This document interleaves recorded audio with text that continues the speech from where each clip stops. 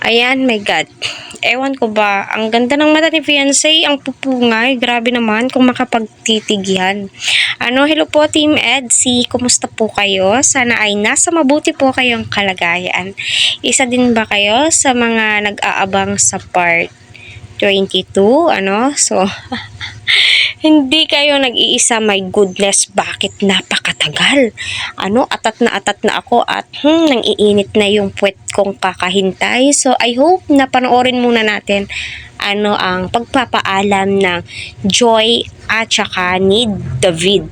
So nakakalungkot man po pero hanggang doon na lamang po ang kanilang love team. Pero by the way, Kalingap Eds at fiancé ay sobrang nakakakilig at kahit na less effort. Bakit ko nasasabing less effort? Kasi nga kahit konting galawan ni Eds, kahit pa-blink-blink lang po ng kanyang mga mata, kahit na pangiti-ngiti lang yan silang dalawa.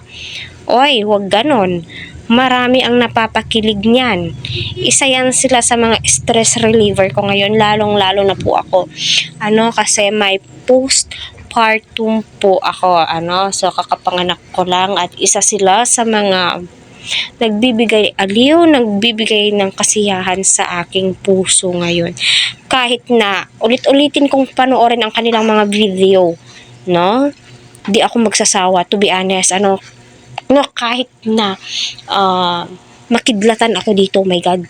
Nagsasabi po akong totoo. Kahit ilang ulit ko pong uulitin yung mga video na yan, di po yan nakakasawa. Kasi nga naman, very natural.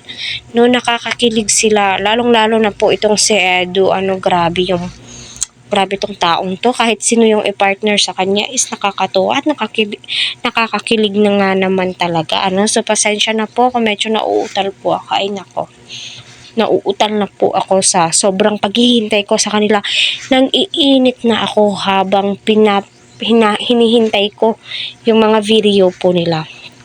So, habang init na init po tayo, so sa mga previous video po ng Edsy ay nako naman talaga.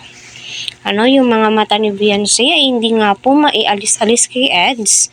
Grabe yung kilig, masasabi mo po talagang, ay, ewan ko sa inyong dalawa. Ang masasabi ko lang talaga is mahal na mahal ko kayong dalawa. At inaabangan ko po kayo palagi, di ba? Kaya patuloy po natin silang suportahan.